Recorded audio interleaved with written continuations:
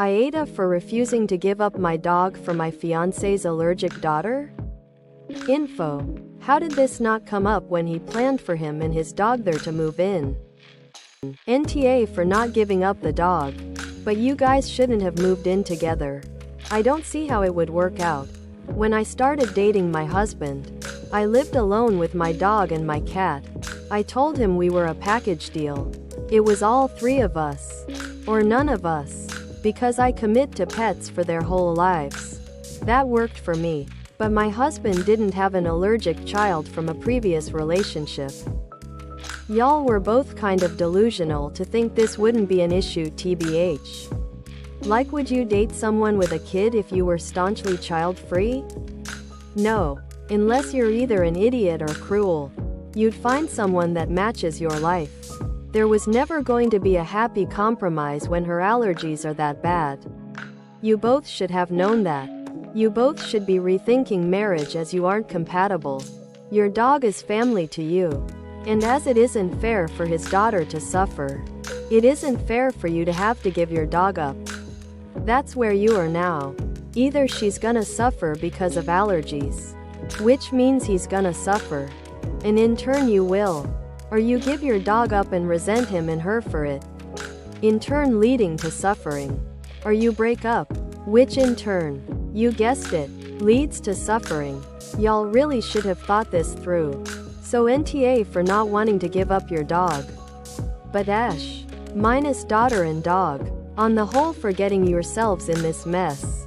NTA, it says a lot to me that he moved in with Op. My guess is he did know how bad her allergies are.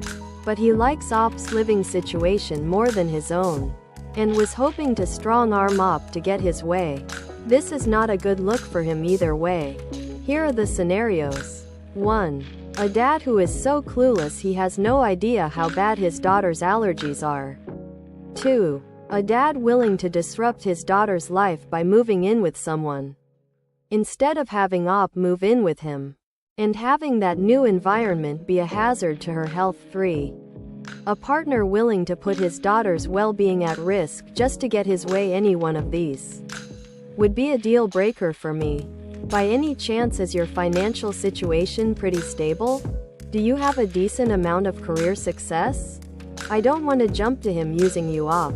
But damn, this does not seem like a guy you should spend your life with. Esh for not breaking up.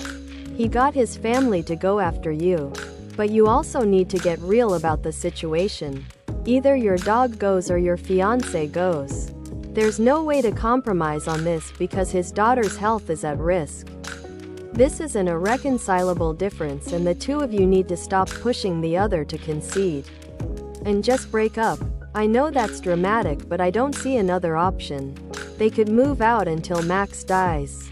But that still means you can't ever have a dog again. Your stepdaughter won't just disappear after she turns 18. She might live at home through college or stay for long vacations. What if she has kids and they're also allergic? Will you effectively just ban them from your house by having a dog? Would your fiancé be okay with that? Are you fine with never having a dog again? I get how much you love Max. And if I was in your shoes I wouldn't give him away either. But I would also break up with my fiancé.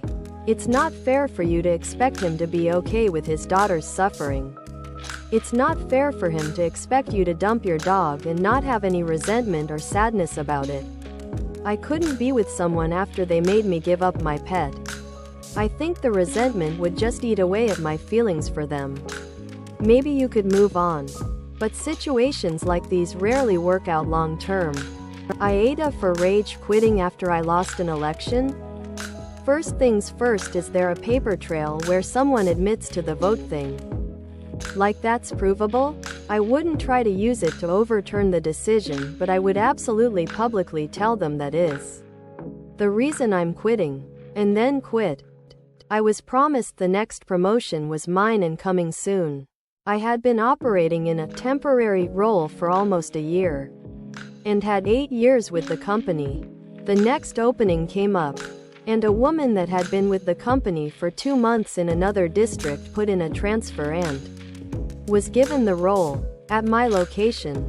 Working for my mentor, I was asked to train her.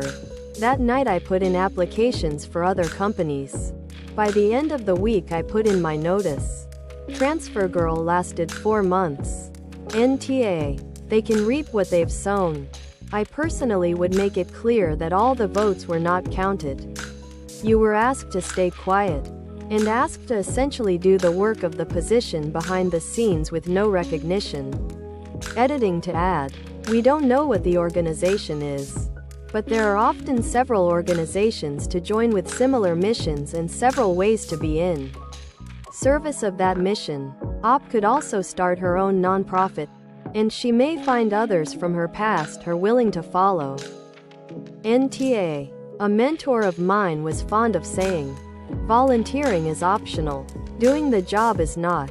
You are well within your right to step back at any time, for any reason, and if the organization falls apart, that's on the elected leaders. NTA. Fair elections matter. And if the organization will fall apart because of one person stepping back, that's not the fault of the person.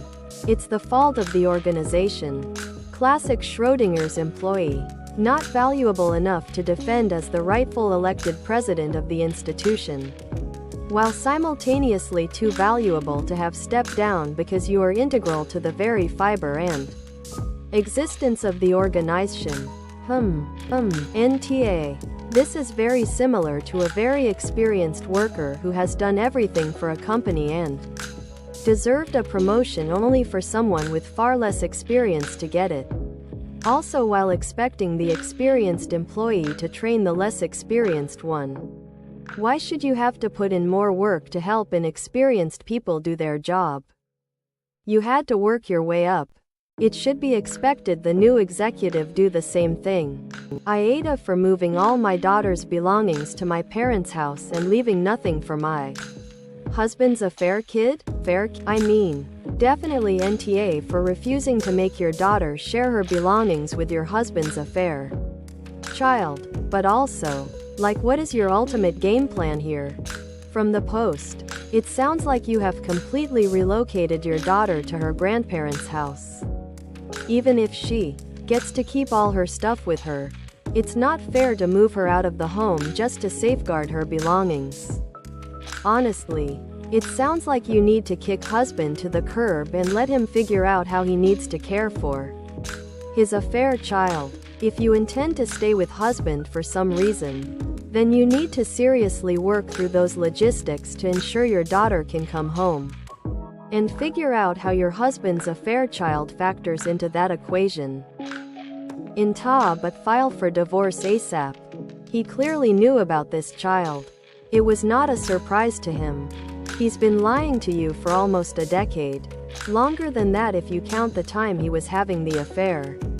You and your children deserve so much better. File for full custody and child support, and he can figure out everything he needs for his affair child.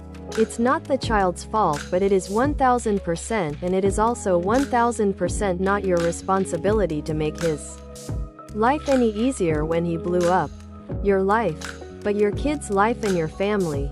NTA. His plan was to make your daughter share? Not go out and buy her some essentials to get by while assessing what else is going to be needed. Make both girls share a room with a stranger out of the blue? And not as a question of a couple of weeks but permanently? Not give up his home office to create a bedroom for her? Everything he was planning on was guaranteed to undermine your daughter's sense of security, safety, and sense of her place within your family. Yeah, the affair daughter is here and needs to be taken care of. But not by undermining your other children unless it is the absolute last and therefore necessary option. Plus, the sheer audacity to expect that he just got to unilaterally dictate that to your daughter. Not discuss with you and agree together on what would happen. NTA dude will have to support this child. And will have to be paying child support for your son and daughter if you go the divorce route. You owes nothing to this child. Your daughter can make her choice with time. But since it took your husband 9 years to tell your daughter, your son and yourself, It's a lame and sad effort by your husband. He obviously is dealing with the shit hitting the fan. But it is his shit and his fan, so his panic is his own doing. NTA, this man has some audacity to be angry with you. Why the fuck is he not concerned with the absence of his first daughter? He planned to just dump this kid into his daughter's room with all her stuff, and this stranger would just use her stuff. What a jerk. How about making appropriate accommodations for this poor girl that may have just lost her mother? Commendable, I guess. To go get the girl, but typical man to just expect his wife and daughter to care for her every need. He better be taking his ass to the damn store to get her some weather-appropriate clothing stat. AITA for shouting at my husband when he came into the room during a timed test. Info. What was the thing that he needed so urgently? ETA at best. He was insensitive and selfish, trying to act like he wasn't a huge distraction and a huge disappointment for not being able to stay out of a room for 60 minutes. At worst, he was intentionally trying to sabotage you. NTA. He could have waited for 15 more minutes. A few summers ago I needed 3.5 hours of quiet for a test. I found my husband and told him to leave me alone, and got started. 20 minutes later he wanders over and starts talking to me. Apparently, the look on my face when I turned to him reminded him of the conversation, because he immediately shut his mouth, turned around, and left. When I was done I found him to see what was so important. He apologized profusely. His ADHD meds had kicked in and made him chatty, and he just forgot. That your husband interrupted you is one thing, but that he kept it up after you reminded him is unacceptable. NTA. Not only did he disturb you when you had asked him not to enter the room for 1 hour, but he started rummaging into the desk drawers. The desk you were taking the test on? There's no way someone is so clueless. He had to have done it on purpose to sabotage you for some reason. I can't imagine someone can be so clueless and tactless. Even if you weren't nervous, having someone go through desk drawers while you're taking a time-limited test can be disruptive. To top it, he is now gaslighting you instead of taking accountability. Nothing was so important he couldn't wait 20 minutes. There is no such thing as a headphone emergency. He had one task: do not disturb. Something a 10-year-old can manage for an hour. And he deliberately not only came in but inaccesses your personal space to rummage around looking for bloody headphones. NTA. And now he's emotionally manipulated you into taking blame. Your husband's behavior in this episode is toxic and, more disturbingly, seems well practiced. You should perhaps consider his response to all this, as it indicates his lack of support and responsibility is a deeper issue. A normal person would instinctively know they effed up and how and why, and be groveling apologies. He instead goes straight to gaslighting blame. No wonder you'd rather be out of the house at work. Home seems an exhausting terrain. I'm worried about you though for not realizing that. Are you alright, or have you been shat on by this asshole for so long that your understanding of common sense has degraded?